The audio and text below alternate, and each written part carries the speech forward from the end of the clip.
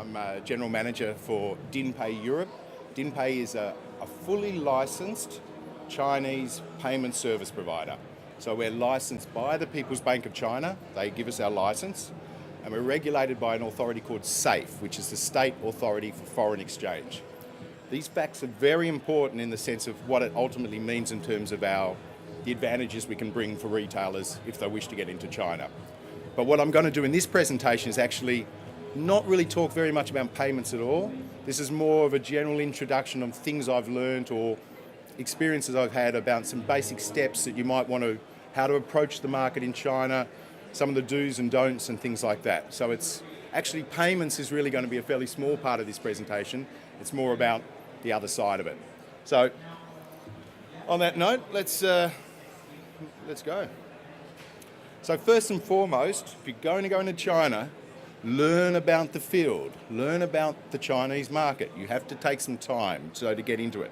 So in a sense, what is going on in China, how does it work, etc. So some of the areas, for example, just to give you some ideas about China, some people seem to think that China is behind us. They're still walking around with, the hats on in the rice fields, etc. It's a very advanced society particularly in terms of payments and shopping and e-commerce. They're very mature. So just as an example here, just as like a little guess what, we've got a picture here. And if I can ask you, what do you think's going on in this picture? He is? Yeah. Okay, good one. And then what about this guy? Okay. What he's scanning there is a wall. It's a poster. It's not real product. It's just pictures of products. And he's walking past, there's a picture, and there's a picture of milk, and there's a picture of his bread and his butter and his cheese and all the rest of it. There's no real product there at all. It's not a shop. It's literally a poster on a wall. And he sees what he wants, and he scans it. And then what he's going to do is, he gets on the train. This is down in the subway in Beijing, and this photo was taken over 2 years ago.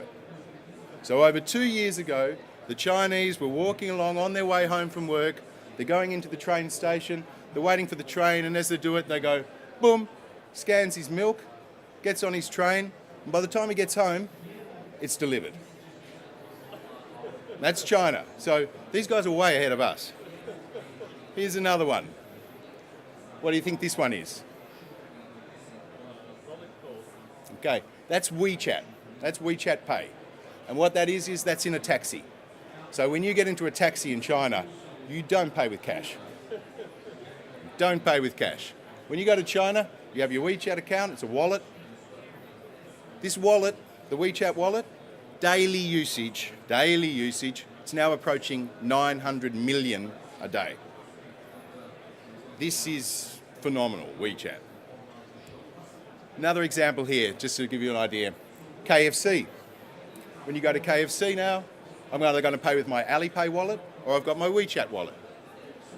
This one here, this is a little noodle bar. 8 CNY, £1 basically. So if I go in there to buy my bowl of noodles, I can actually choose from about 11 different wallets. So while Alipay and WeChat are the big ones, by far the biggest, there is a lot of wallets in China. And so digitalization of payments is everywhere. So it is a mature, a mature market. They're the world's top shoppers online. They love to shop online, and they've been doing it for quite a long time now. If you go to China, even if you sit in business meetings, everywhere you go, everyone's just on their screens. It can be incredibly annoying, actually, but they are obsessed with their phones. They're very into brands. They know their brands, they look into brands, they research brands, and they'll do a lot of searching to try to compare and price. The two key points, price, but perhaps even more important than price, particularly when you're selling from Europe coming into China, originality of the product. Chinese hate counterfeits. The Alibaba group has been flooding the Tmall's for the last 15 years with counterfeits. Jack Ma's on record as saying he doesn't really care whether there's counterfeits or not. And there's been a backlash against Alipay because of that, of Alibaba.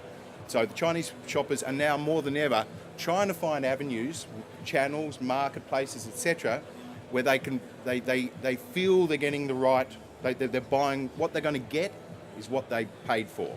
So they're happy to spend a lot of money on a Hermes bag, but it's got to be a Hermes bag. And the problem is, if you go to some of the marketplaces, the Tmall's, for example, the Tmall, of which there might be 150, 160,000 shops within the Tmall, if you look up Hermes bag, you're going to find a lot of Hermes bags, and they're not all Hermes bags. So there's a bit of a backlash against that, but you can use that to your advantage. These are things that can be used to your advantage. In terms of language, okay, you must have Chinese on your website. It must be a Chinese language website. It doesn't have to be a .cn website. It doesn't have to be hosted in China. And if tying back to what I said about counterfeits and originality, etc., the Chinese consumers now actually place a far higher trust value in a .co.uk website than they do on a .cn website. So you can use this to your advantage, but you must have good Chinese language presentation on your website. It's essential. Just a little something to consider of you need to be aware of is the Great Firewall of China. So there is the firewall that's operating in China.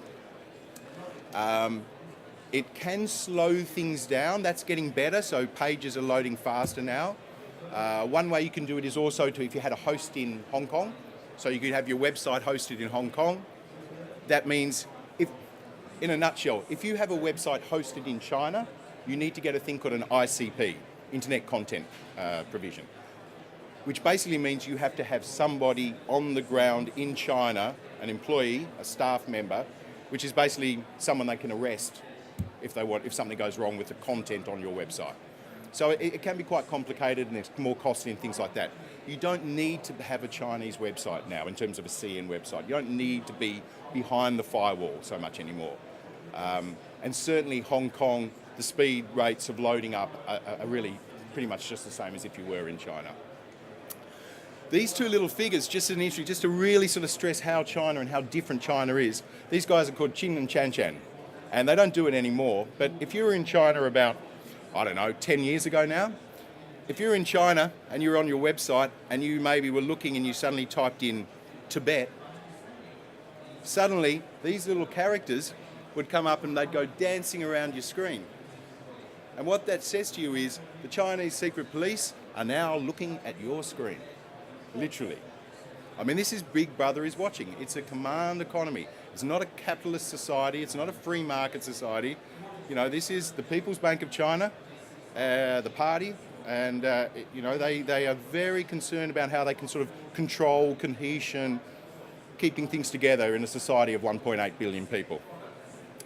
Clearly, no Google. Can't get Google in China. No Google. Facebook, no. YouTube, no. Can't get any of those. In terms of what you talk about, so if you are going to carry out any social media campaigns, things like that, there's still the same things. It's the 4 T's. So Tibet, you don't talk about Tiananmen. Don't do a Donald Trump and talk about Taiwan. And to be a bit blunt, no nudity. Nothing on that side of life. Clearly also, weapons, politics, any of those sort of morally corruptible, what they might consider morally corruptible, those are all no-goes. And they will watch this. They are tracking all this sort of stuff. Websites are tracked, websites are looked at, you will be monitored. And if things are not right, bang, they'll shut you down or they can arrest you. That's in a sense why, for example, if you do have a website in China, you have to get the ICP and you have to have a person on the ground in China for that very reason. So they can come to that office and say, hey, the content on your website is no, and they'll slap you. Now, of course, if you're outside China, you don't have that problem, but they can block you. Very, very importantly, right, it's a very mature market, China, and there's a war going on right now. So there's absolutely, the competition is fierce. There's real struggles going on between the major players, such as the Alibaba Group, QQ, the WeChat, the Tencent, Dinpay groups, etc. particularly between Alibaba and the Tencent group, that's a big one. So they're going at now. Tencent, who's behind the WeChat, they're killing it at the moment. So they've really taken off, certainly in the last 5 or 6 years, and come through. So as I say, the latest statistics are 900 million users daily. In terms of payments, generally micro payments, WeChat Pay has a limit of around 3,000, 4,000 CNY. So it's generally used for catching the taxi, buy the can of Coke, the bread at the supermarket, those sort of things. It's not used for travel, higher priced functions. These are all examples, the T-malls, etc., JD, Alipay. It's just to sort of reinforce the fact that there's a real competition going on there. Now, that can be, depending on what you're doing, it can be a competition that can crush you, such as Uber. I don't know if people know the story about Uber, but Uber went into China with a very, big head of steam, so to speak, and they ran into an organisation called Didi. And Didi is Uber, but Chinese. And Didi and Uber went to war, basically. And Uber, of course, it's an enormous company and all the rest of it, but it's a company that you wouldn't actually say that they're supported or have funded by the American government. It would be not so clear to say the same about Didi. So what happened was we had a situation where about a year or so ago, if you got into a taxi in Shanghai or Beijing, Shenzhen, etc., and I got a Didi car, I could get a ride anywhere I wanted for about 10 cents. And they just kept doing it. Meanwhile, Uber had to compete, so Uber kept doing the same, so they subsidised their business. Now, what you won't read, they won't say it bluntly, but you'll see things like Didi is a very well-connected company. That's a euphemism basically for saying they had the support of the government, the party is behind them. And the party at the end of the day, it's China first.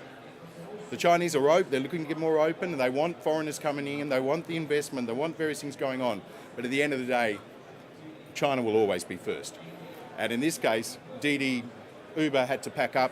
Didi bought out the Uber operations. I think they rolled through about $2.5 billion in China alone, and then bye-bye Uber. In terms of what you're doing, now this is really general, and so I don't want it to be like it's not gospel by any means, but my take on a lot of this is, if your business model relies on intellectual property or is a model that can be easily replicated, be really careful about going into China, because there's a fair bet that someone's already in there who's doing what you're doing. So, for example, these are just examples of merchants of ours in China. We're a Chinese-based PSP, so in our history, 70% of our business, we currently do around 14 billion USD in flow. 70% of that is in China. Domestic Chinese merchants with domestic Chinese people, B2B, B2C. We have all sorts of things going on in terms of health insurance and various parts. We're part of a very large group. So within that, here's an example. It is, an online wine distributor. So there's lots of companies overseas, Direct Wines, etc., various big brands of companies who might think, right, I can go to China, it's a huge market, and they love wine and there's a growing recognition in it and all the rest of it. Well, just be careful, because there could well be some Chinese companies in there who are doing exactly that. And so they're already there, they have a first mover advantage, they're in place, and unless you can bring something unique to what you're bringing into China, be very careful about that. You really want to think about, is the Chinese market a good market for me? Another example, Vankel. Vankel started as a contract manufacturer. So for most of the guys in the world who wanted to get t-shirts printed, a lot of them used a company called Vankel as their contract manufacturer to make up all the hundreds of thousands of t-shirts that were then sent across overseas and sold around the world. And at a certain point, Vankel said, well, wait a sec. Why don't we build our own website? We'll put our own brand on it. We'll sell our own t-shirts. And they sell them in China. They are actually looking now to turn it around. So that's going to be the next thing that we're going to see. We're going to see the Chinese merchants. We've had for the last, at least 20, 30 years, Europeans and Westerners using China as a source of cheap labour and products, etc., to manufacture and make. And we bring it back out and then sell it off. The next wave is going to be the Chinese brand names coming up, and then they're going to be coming out and selling directly back at us. So in a sense, if you've got a model that's, be careful because that model can come straight back at you. So to put these into, just to put these points together, how good is your understanding of the market size and your competitor products or services in China today? Do some research. Can you name your top 5 competitors in China? Name the guys who are, if I may say, the white, within our, so Western merchants. But more importantly, what about the Chinese competitors? Are there Chinese competitors who are doing exactly what you're doing? And if so, how do they do it? What sort of market channels are they using? How are they selling? What platforms are they using, etc.? Try to get as much understanding about that market as possible. Market intelligence, so that all comes into it. So understand, it's very developed. Search engine optimization. Click Baidu. It's not Google, it's Baidu. But it's a very developed market and it's very cutthroat. So you pay per clicks. And there's a whole little marketplace going on where people are selling these clicks, etc. It's very competitive. There's a real expertise to it. But more importantly, you can end up spending a fortune in this if you're not careful. You can really get dragged into situations where you're paying far more than you thought you were to optimize your engine. So in a nutshell, really, really look at the market carefully. Take your time, first of all, to really say, okay, there is 1.8 billion people there, and yes, there's X amount of people, and so it might ring a lot of bells on one level, but you need to be pretty brutally honest with yourself when you're assessing it, as to say, really, am I in a position where my product can move within this market, and how can I make it happen? Before you launch, here we go, and this is really kind of thing. Learn the laws, understand what's going on in China. So one of the biggest things in China has been for a long time, even throughout the whole history actually, the Chinese were the first people to invent paper money, for example. 100 odd years ago, you had 2 forms of currency in China. You had a currency for foreigners and you had a currency for Chinese people. Currency has always been a critical issue within the Chinese government and the Chinese mentality. So for example, many people don't realize this. There is now a restriction on Chinese consumers. They can only spend a maximum of 20,000 USD a year. That's it. Once they've spent 20,000 USD a year, in principle, and according to the letter of the law, the Chinese government will go, boop, nope, can't get that order, we'll block it. Now, they're putting this into place, so it will now be a requirement moving forward that when you are selling in China and your customer is paying, you need to provide a field within that payment experience where they track the Chinese personal ID, so the Chinese shopper must fill in his personal ID number, and that number must be connected through an API section and sent to the Chinese customs. So the Chinese customs, when the person is going to, this is literally at the stage of on the page, on your website, and they're clicking buy, bang, and then they'll go into their Chinese payment page and they're paying. There needs to be a field that says, what is your ID, your Chinese ID, they will fill it all in. And those details have to go off to the customs and are logged against that order. So the Chinese, they are going to watch this, they're going to monitor it. We still don't really know. One thing I should say about China, sometimes you hear it's got to be this way, except when you do it that way. So it can, whether they're really going to enforce it, how strict it would be. But my advice would be is you should make sure in your payment process, if you are going to go into China, make sure the PSP that you're using can accommodate this. So make sure that they're aware of this and that in the pages they're providing, they can capture the ID numbers, etc., and send that through. So the real risk, I say, for China, a lot of people, I come from an Ingenico background and credit cards and all the rest of it. There is no credit cards in China. Forget them. You don't need Visa and MasterCard. And in fact, certainly if you use a company such as Dinpay, payments is really one of the least risky sides of it. It's in fact it's a debit account. You either have the money or you don't have the money. It's either in your e-wallet or it's not in your e-wallet. The deal either goes through or it doesn't go through. There's no buying something worth $5,000 because you got a $5,000 credit line when you only have $10 in your bank account. And when you remove that credit in a sense is at the heart of a fraud process, the way the chargebacks work, because the fraudsters can exploit the credit to purchase more than the underlying sums within the accounts. That can't happen in China. But where you do need to be aware of in China is the front side of your brand. So again, intellectual property. Now, just really blunt about it, some people have said to me, oh, the Chinese, they don't have laws. No, they've got laws, but they're their laws. So quite clearly, they do not recognise international copyright. So if I copyright my brand in Amsterdam, where I live, I feel pretty safe that I'm in New York or London, etc. I've got a copyright on my trademark, and it's recognised. It's not recognised in China. To give you a little example of this is a scam that's been going on for years. We could have a company together, all of us together, we're a company, and we go off to China, we're going to go to a trade show, just like this. And we set up in a booth, we've got a booth at the trade show, and we're there and we're handing out business cards and and it's a great day. There's literally thousands of people coming by and we're handing out cards and everyone's, at the end of the day, we're having a beer at the World Pay bar and slapping each other on the back and saying what a great day it was. Unbeknownst to us, some point during that day, one, if not 100, have gone through, got my business card, they go to the Chinese registry of trademarks, which is all in Chinese, of course, but off they go, and they'll type it in, and I'll see Duncan McNab. Nope, no trademark. Bing! Website, duncanmcnab.com. No. Ding! Little logo that I've got, DM. No. Register, take a picture of it. Bang. Ding. I've just lost my identity. It's gone. So we could we come back to Europe and we've got anything, we follow up on our leads and we put it all together and then we go off and ship it through. It won't get through customs. It's not ours. We don't own it. Someone else has sat and squatted us. And this happens to the biggest and the best. Apple. Yeah, oh, whoops. iPad.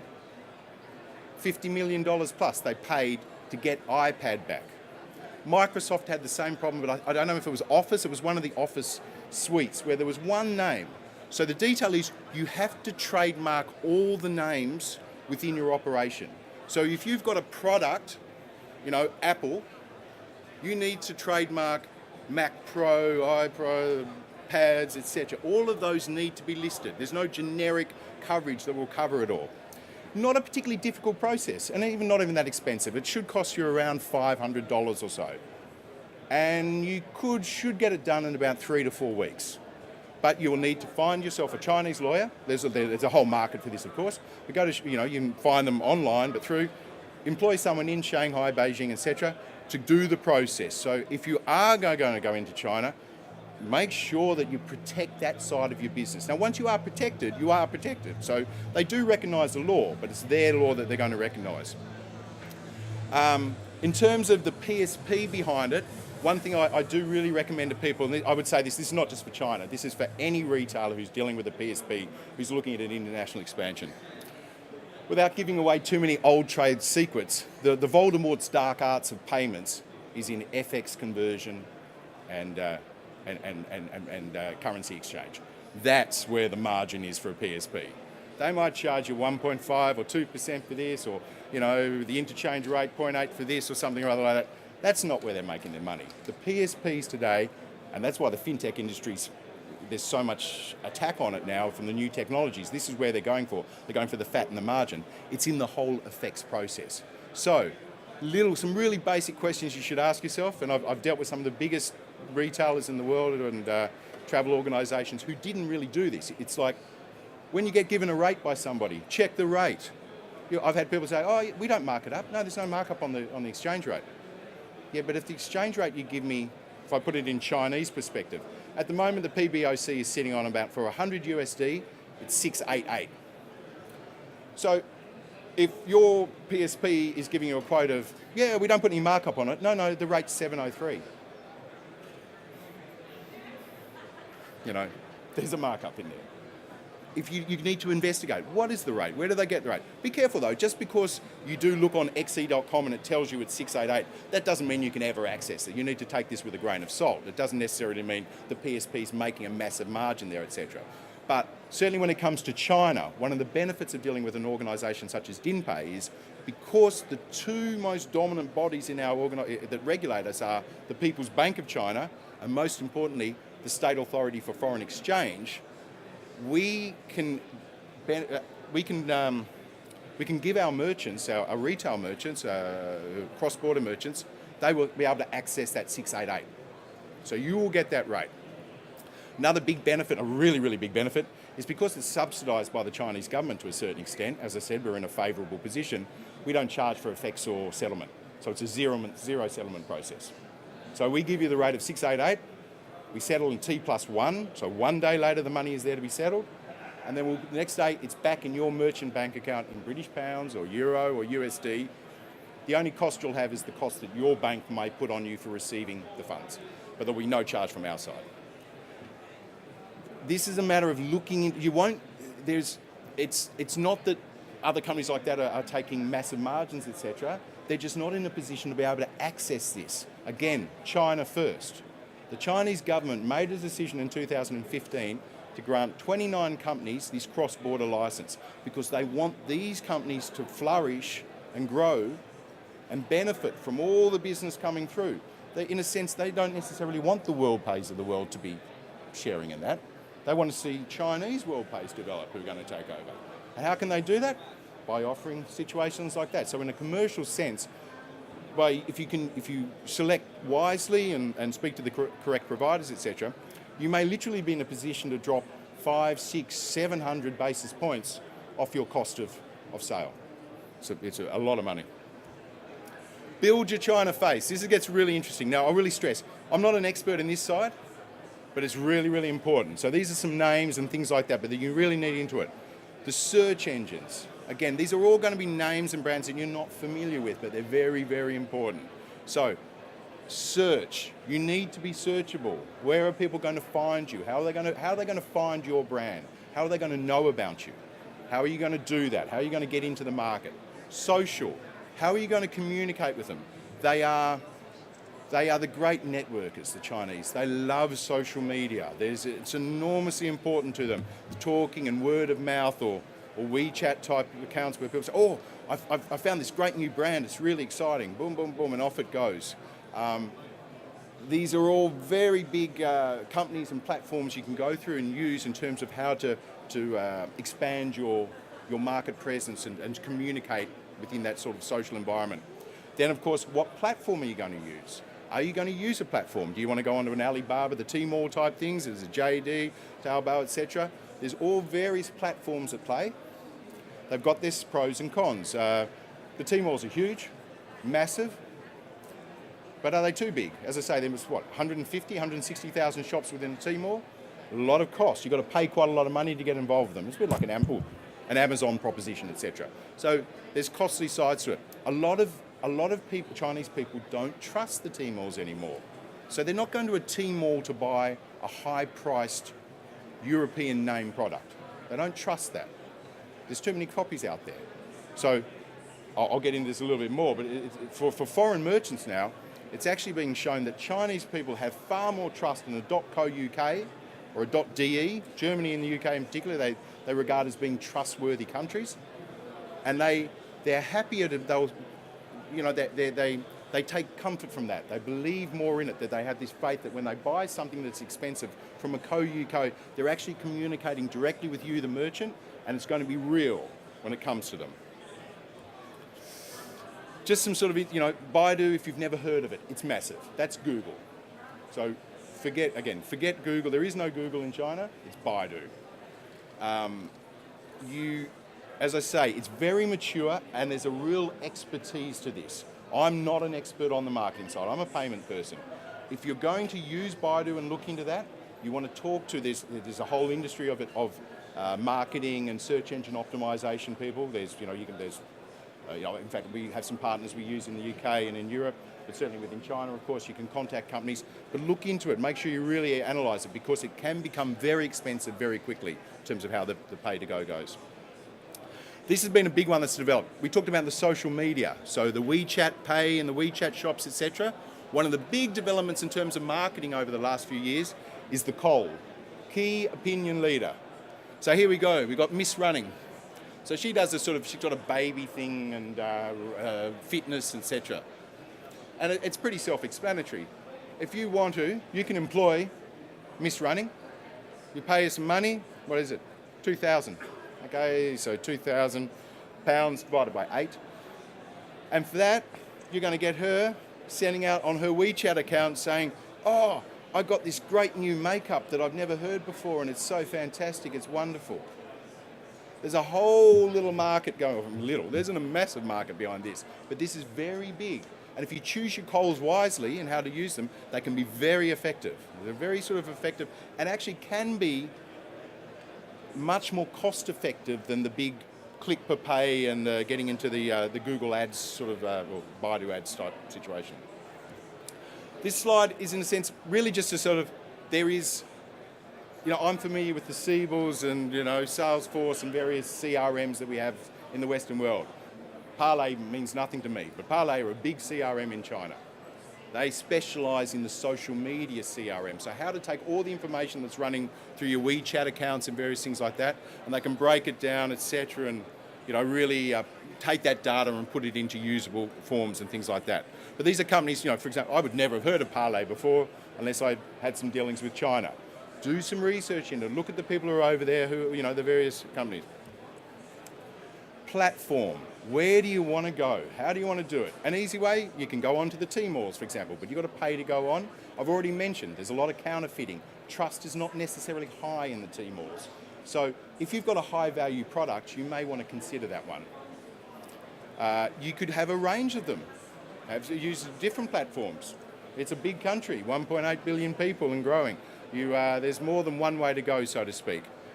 But in particular, if their own brand shop, again, because of that fear about counterfeiting and trust, the whole issue of trust, as a foreigner, if you've got a unique product, something, I particularly think about things like, if I was Lobbs Shoemakers or Turnbull and Asser shirts or something like this where you've really, it's yours, and there's a story to it and there's an authenticity to it that can't, it could be copied, but it's never going to be the same. They're not going to get the original product.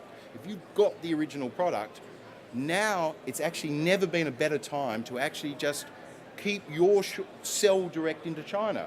And obviously, you've got the most room for margins. You set your price. You control the supply. You can control your products better in China that way. So these are sort of the various questions you want to ask yourself as you're thinking about how to set yourself up there. So build the chart, just to sum it all up again, get a translated communication. Your website, how's it going to look? Design and packaging important. What we think looks nice in a box, etc., might not be what a Chinese person thinks nice. Chinese are very superstitious. Play on it. 88 is a lucky number. So you'll often see if you go through, showing, etc., huge banners, call 888, 888, 888. It's everywhere. They like this. They're very superstitious people, and you can in a sense, you need to be aware of that, and if you can use it to your advantage. The WeChat shops. So we have a lot of talk about the WeChat shops. We can have a WeChat, an official shop within WeChat. And yes, they're massive. They are massive. But they're also pretty difficult. You've got to run them. In a sort of a simplistic sense, it's like if you were to open a Facebook page.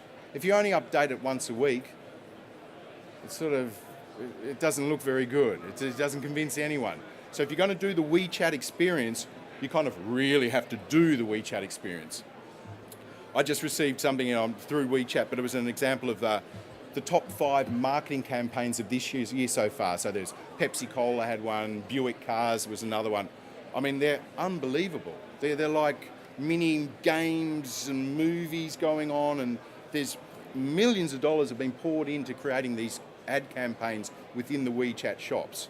It's not a simple matter of, I open a WeChat shop and no, you might really find yourself easily spending $15,000, $20,000, $30,000 US a month to run that shop properly. Because that's what people are doing. It's there. So, it's, again, to stress, this is not an infantile market that's sort of waiting for the great white savior to come in and, give them these products and educate them. No. You're going into the pit with these boys. Direct to customer or marketplace, as I said, or a combination of both, etc. Then we get to the sell side. So maybe this is maybe just to reinforce what I've already said. Things they hate, fake products. So the switch side of that, the more you can stress the authenticity of your product, the better. certificates of authenticity. So for example, if people are setting things like watches, things like that, we would strongly advise to have some sort of certification process that looks very official, etc. They can stamp that sort of says, this is an Omega watch. And it's from the Omega factory, and it's anything that can reinforce the authenticity of your product is going to work to your advantage. Brand credibility, etc. So, this is more of sort of a reflection, particularly coming off the team malls, etc. Because because there's been so many counterfeits come into the market, and because particularly the Alibaba Group allowed for so long that to go on and on and on and on, there's a real suspicion about, so who are you? Are you really real? How do we know you're real? So again, the more you can prove that to, swing that away, that's going to work to your advantage. Customer service, delivery, sorry, very important. Make sure you organise your logistics. How are you going to do that? It's massive over there. There's, SF Express is a massive, like DHL of China.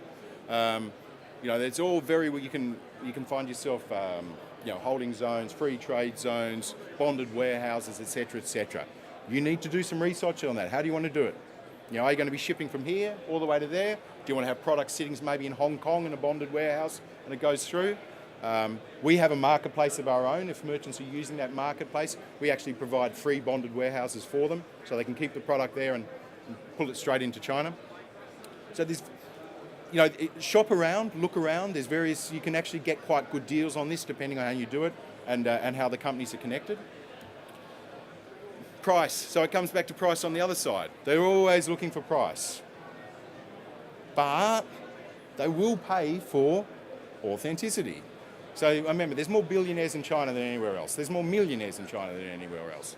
In the last 10 years, they've raised 800 million people into the middle class.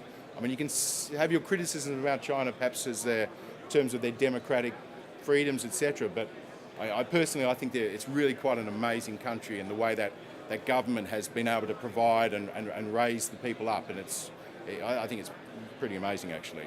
Take advantage of it, though. An interesting point about this one is regional locations. I really can't stress, and I hope this doesn't sound in a nasty way. Tier 1 Chinese countries, cities are ruthless. When Shanghai and Beijing, again, these guys have been ahead of the game for forever, and they will eat you for breakfast. It's pretty cutthroat and all the rest of it. And they're big markets, all the big guys are in there, it's very competitive. You've already got a lot of big foreign brands in there throwing a lot of money at the WeChat and the marketing, social media, it's all there and there and there. Meanwhile, the tier 2 and 4, in the last 10 years, there's something like 75 cities have come up in China that are now between 1 and 4 million people. I can't name them, there's lots of them. A lot of people really focus on Beijing, Shanghai, Shenzhen maybe, Guangdong. But there's lots and lots and lots and lots of other places where the people are desperate for product. They've been forgotten. They're starting to wake up. So it may be when you're doing your market that rather than going for the really big fish like Shanghai and Beijing, you might say to yourself, right, let's select some tier 3 and 4 cities and we'll target them instead. And that's where we'll do our social media, and that's where we'll get our bloggers in, and that's what we'll focus on. Because even though they're a tier 3 city for a China, you still could be talking to populations who would put them in your top tier of your customers if they were anywhere else in the world. I mean, that's just the sheer size of the market. You can't sort of stress it enough. The USPs, etc., it's there. So then, summing that one up, step 4, sell, sell, sell. So how are you doing your promotion? Have you got your search engine marketing going? How is your search engine optimization? CRM, is that in place? What is the cost of the sale? Once you're actually selling it all and it's gone through, keep an eye on that. What is really going on? Without going too much into, again, this cost of effects and conversions. In a past life, in a past where I was working, I've sat with a very big merchant, one of the biggest online travel merchants in the world, and he didn't realise that he was spending almost $500,000 a year in effects costs because they're not invoiced. There's no invoice on these things. He doesn't get a bill from his PSP saying you have been charged this much for your effects conversion. It doesn't happen like that. So unless you analyze it and look at the rates that are used and compare and look, it can be very hard to actually work out what is the real cost of this whole process until it's done, until you've really gone through it. So once you've started to sell, etc., look at it. How is it going? Is the settlement going smoothly? How is the effects being managed? How is it coming back into my bank? Refunds. How do you manage refunds? One of the great things from a retailer point of view is no Visa or MasterCard. Don't offer Visa and MasterCard. You don't want Visa and MasterCard. Visa and MasterCard will give you 100 times more headaches than what it will give you in sales. There is no credit in China. They've only recently introduced mortgages. Only really literally in the last couple, you had to pay cash for a house. And you did that by using your network of friends and family, and they would all give you money, and then you'd go off to the bank and go, boom, I want to get my apartment. There is no credit. So it's a debit situation. I have the money in my wallet, I scan it, I've bought it. If I don't have the money, whoop, no sale. So you don't have chargebacks. There's no scheme fees. There's no Visa or MasterCard saying that when this guy says this and sends it back, you're automatically going to get pinged 45 euros. And then if it goes back again and you dispute it and lose, you get pinged another 45 euros, etc., etc. That doesn't exist. The Chinese basically have a cool down period of 1 week. So once they've bought it, their general idea is they have about a week. And if after a week they haven't said, well, there's something wrong with what I've got, it's done, the deal's done. Now you as a merchant, you have certainly in our system anyway, if you're in a situation and the customer is saying to you, yes, and you say, okay, Mr. Yen, I'll give you a refund. You can simply go to the system, click the refund button, and the money goes back. It's not converted again. You don't do a double conversion. It doesn't go from your British account to a CNY account. It's in our system. We take the money from within our deposits and do that refund for you, and the refund goes back. So that can cost you, in a sense, I mean, if you go to any payments conference, etc., on fraud and chargebacks, you'll appreciate that it can be a massive burden in the Western world. The chargeback rates and the costs of it are getting higher and higher and higher. This is not a risk you have in China. Expand your market share. So you've done it. You've gone through. You've selected things. It's all going, etc. Be prepared, because it's a very tough market and all the rest of it, but what happens if they like you? And it's quite serious. I had one merchant, one of my merchants in Europe, he makes high-end horse riding equipment. So he makes riding boots that are worth £1,000 and etc., etc. Now he was, I can't know the details of it, but just say he sells maybe 500 boots in a year. That's a good year for him. He's gone into China. He's got his website. He's got a good translation. He got his name in some very good riding magazine. He did his social media. Someone spoke to someone spoke to someone, etc. Within a relatively short space of time, he's got 5,000 orders and he doesn't know what to do. He can't fulfill the order. He's being choked by his own success. So this is a really, just be ready for that. If it does go really well, what is your strategy? Do you have an idea in place? This is not a bad thing. You've got a lot of demand and you're controlling the supply. You can use this to your advantage, but you do need to be aware of it. How scalable is your operation? If you need to swing it around and bring it up quickly, how can you do it? If you've been in a situation where you were shipping from here and all the way over, maybe you might suddenly want to think, well, okay, we need to invest in some bonded warehousing, or, we need to get a distribution point closer there, etc., etc.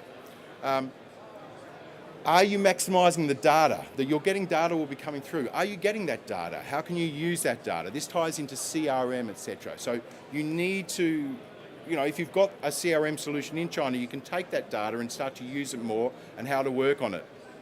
Customer service. Very important too. The Chinese, just like us, there is much more of a mentality in China, I will say, of buyer beware. There's a bit more of a thing like, well, hard luck, Maisie, if you got done. You're a sucker. That said, so they don't have that mentality of, I sort of like it, but I'll charge it back anyway. I'll get my money back, it'll be all right. They don't really think like that. But that's not to say that they don't have concerns, they don't have their own questions and things like that. And they don't speak English. Just work on that basis that 99% of Chinese people do not speak English at all, not a word. So be prepared for that. How do you want to do your customer service? Are you going to have your customer service here? Get some Chinese, students, for example, etc., set that up, or you're going to use something in China, a CRM or a sales support solution. There's lots of alternatives for that. There's lots of availability. You can find that, but shop around. Think about that. How are you going to do that? Again, the organisation I work for, Dinpay, we have a marketplace called Din. As part of that marketplace, we provide 24/7 bilingual customer service for our merchants. And of course, we're not the only ones who do this. So it's a matter of looking into the market, see what you can provide, what are the add-ons, what are the value adds that various partners can do. But the one thing I will stress is that, clearly, I'm not Chinese, but the company I represent is. And because they're in that position of being selected by the People's Bank of China, and because they're regulated by the state authorities, we really are in a position, it's not a criticism of any Western company, etc. like that, but they're Western companies. They don't have the same relationship, enjoy the same role, if you like, as a Chinese organisation.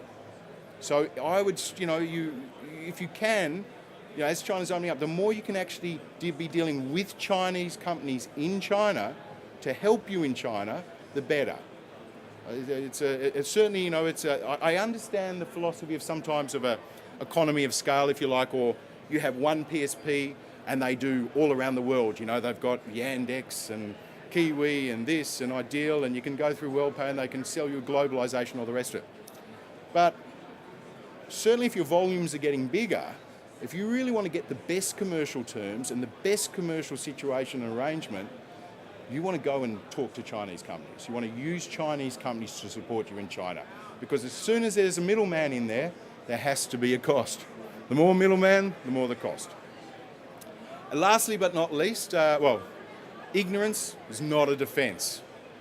So, I didn't know we couldn't accept this product, or, I didn't know I had to license my name, or, but they've stolen my brand, I don't know what to do. It doesn't happen. It doesn't matter. Bad luck. You need to take the time. It is an alien country with a completely different mindset, with a completely different legal system, etc. It's worth looking at and understanding it and making the investment to protect yourself if you really are serious about going into China. And that's pretty much it for me. If you are interested in any more information, I have a stand over at H49. My details are here, obviously. I welcome any inquiries, and thank you very much for your attention.